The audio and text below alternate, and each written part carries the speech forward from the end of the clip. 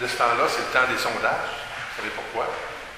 Alors Jésus a commencé bien avant aujourd'hui ses sondages. Il marche avec les apôtres. Puis à un moment donné, il s'arrête. Puis là, il leur pose une question. Qu'est-ce que les gens disent de moi? Qu'est-ce qu'on pense de moi? Ben, il y en a qui pensent que tu es un prophète revenu, parce qu'on croyait que le Messie serait un ancien prophète qui reviendrait pour accomplir les promesses de Dieu.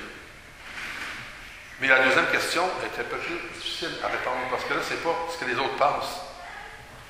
Et vous, et nous autres, chacun ce matin, qu'est-ce que tu penses de moi? Qu'est-ce que je suis pour toi?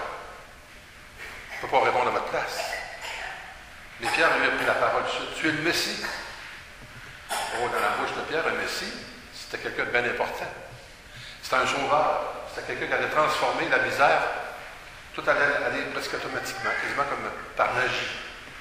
On aime bien ça, la magie, nous aussi. On aimerait bien ça, tous les problèmes. Hein. On entend parler des migrants, puis tout ce monde-là, ça règle seul, comme par magie. N'est-ce pas que des fois, on rêve d'un Dieu qui nous réglerait ça tout de suite, tout par magie, sans rien faire. Peut-être pour vous autres, mais il y en a qui pensent comme ça. C'était comme ça que Pierre pensait. Mais là, il va leur dire, oui, je suis le Messie. Mais pas un Messie comme vous pensez. Un Messie qui va souffrir et être rejeté. Qui va même être tué, mais qui va ressusciter. Oh, ben là, Pierre n'est pas de bonne humeur. Hein? C'est pas comme ça qu'on pense que tu devrais faire. Il fait des reproches. Et qu'est-ce que Jésus lui répond? Tu es un Satan comme moi. Un Satan, c'est une embûche. Tu me fais des jambettes dans mon cheminement. Tu m'empêches d'aller au bout de mon projet. Tes pensées sont celles des hommes, et non celles de Dieu. Ça a l'air que Dieu, lui, quand il vient nous sauver, il ne prend pas les mêmes moyens qu'on penserait. Il se fait tout simple, tout humble, serviteur dans sa vie pour nous. C'est la sorte de Messie que le Christ nous propose de suivre. Lui, le Seigneur. Ça, c'est la première question un peu théorique. Qui est-ce que je suis? Parce que Dieu, pour moi, c'est encore le petit Jésus de mon enfance. Une histoire qu'on m'a racontée quand j'étais jeune. C'est-tu le Dieu magique que j'invoque? Puis quand ça va pas bien, ben là, je suis pas content. Puis quand ça m'arrive à l'épreuve, que ce que j'ai fait au bon Dieu, que ça m'arrive. Hein? Il y en a qui se posent la question. Comme si tout ce qui nous arrive de mauvais, c'est à sa faute. Hein? Puis quand ça va bien, des fois, on oublie même de lui dire merci. Parce que Dieu, c'est rien qu'un souvenir qu'on oublie souvent. Qu'est-ce que je suis pour toi? Deuxième partie, c'est que c'est pas tout de dire on croit, Seigneur, Seigneur, je fais des prières. Il y a une partie pratique. Et celle-là est plus difficile. Alors il leur dit à des apôtres, si quelqu'un veut marcher derrière moi, si quelqu'un veut porter le nom de chrétien puis être chrétien, qu'il renonce à lui-même, à son petit moi. C'est pas la mode, ça, aujourd'hui. Pense à toi, pauvre petit gars, pauvre petite fille. Pense à toi, les autres ne penseront pas à toi. Pense à toi. Fais ta vie. Hein? Ramasse. Hein? Domine. Il faut que tu baisses bien. C'est ça la mode. Renoncer à soi-même, ça ne veut pas dire de se mépriser. C'est la dire de ne pas se prendre pour le Messie, puis ni de mon du monde. Se prendre pour ce qu'on est vraiment, avec nos qualités et nos défauts. Simplement. Puis tenir compte qu'on n'est pas tout seul. On n'est pas un île. Il y a du monde autour de nous. Qu'il prenne sa croix. Oh, la croix, il y en a des belles. J'en ai une belle, moi. C'est facile pour faire une croix. On l'enlève le soir, on se couche, puis on dort. Mais la croix, vous savez très bien que c'est plus que ça. C'est la réalité. Ça ne va pas toujours mal dans nos vies. Mais ce sont rares les vies où il n'y a pas une croix quelque part. Un échec, une déception, une maladie, un deuil. Quelque chose qui nous inquiète, qui nous fait mal, qui nous brise. Presque tout le monde, en tout cas, je n'en connais pas beaucoup, qui n'ont pas croisé la croix quelque part. Ça fait mal. Ça questionne. Qu'il prenne sa croix. Qu'il regarde la réalité en face. Il ne fuit pas. Parce qu'il y a toutes sortes de choses pour fuir la souffrance. Qui souvent en cause plus. Quand on prend trop de poudre autour de la liquide, ça semble éloigner la souffrance, mais elle revient encore plus forte après. Faire face à sa réalité. Comme tout à l'heure, le serviteur souffrant, dans le texte d'Ésaïe, on m'a arraché la barbe, les cheveux, on m'a tiré après. Je me suis tenu debout.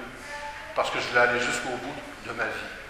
On a reconnu dans ce serviteur le Christ qui s'est tenu bout pour bout jusqu'à la croix. Alors il nous invite à porter la croix. Pas à s'en créer, pas à se faire des problèmes, à chercher la croix, elle va venir seule. Et s'il n'y en a pas assez dans votre vie, Il y aura toujours un voisin, un enfant, quelqu'un qui a besoin de se faire aider à porter sa croix.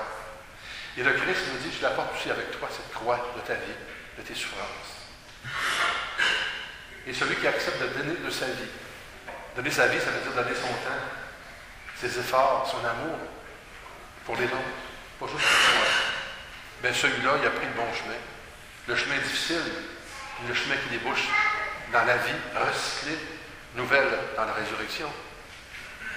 Et ça me rappelle Saint Jacques. Montre-moi ta foi. On peut parler longtemps de la foi, des grandes théories, s'assiner pendant les veillées de temps sur la foi. Moi, ce n'est pas par mes paroles que je vais montrer ma foi, c'est par mes actes. Et c'est là qu'on peut prendre un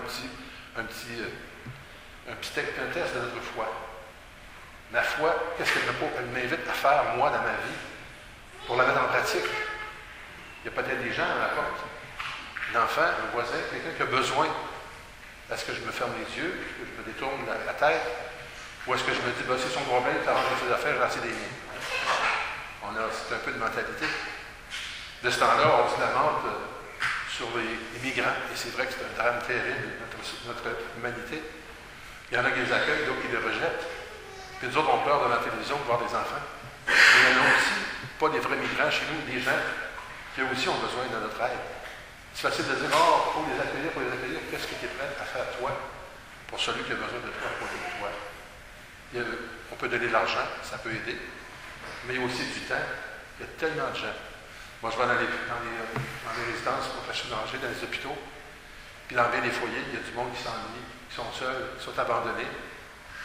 Le Seigneur nous dit, regarde autour de toi. Dans ta famille, peut-être qu'il y aurait du monde qui aurait besoin de toi. Es-tu prêt à mettre en pratique ta foi? J'entends souvent les gens me dire, monsieur le curé, moi, je suis curé bien gros, mais je ne pratique pas. Hein? Il y en a-tu qui disent, peut-être pas à Scott, mais à d'autres places que j'entends ça. Hein? Je crée, mais je ne le pratique pas. Ça veut dire que je ne vais pas à la messe. Hein? Mais à part de la pratique dominicale, de la célébration, est-ce que tu as d'autres pratiques dans ta vie? Peut-être que tu en pratiques plus que tu penses. Il y a des gens qui se dévouent dans le bénévolat, à toutes sortes de niveaux, dans la paroisse, dans le milieu, partout. Ils donnent le temps pour les jeunes, pour les personnes âgées. Bien, ça c'est de la pratique. Hein? C'est pratiquer sa foi, quand on s'ouvre les mains, le cœur, le portefeuille, pour partager la croix, la souffrance des autres, qui rend le monde meilleur. Il ne faut pas oublier ça. Alors aujourd'hui, laissons-nous questionner. Quelle est ma foi? En qui je crois? En quoi je crois? Et qu'est-ce qu'elle me change dans ma vie? Une dernière question. Si un jour, nous étions arrêtés, accusés d'être chrétiens, est-ce qu'on trouverait assez de preuves dans notre vie pour vous accuser? Je vous laisse la réponse. Amen.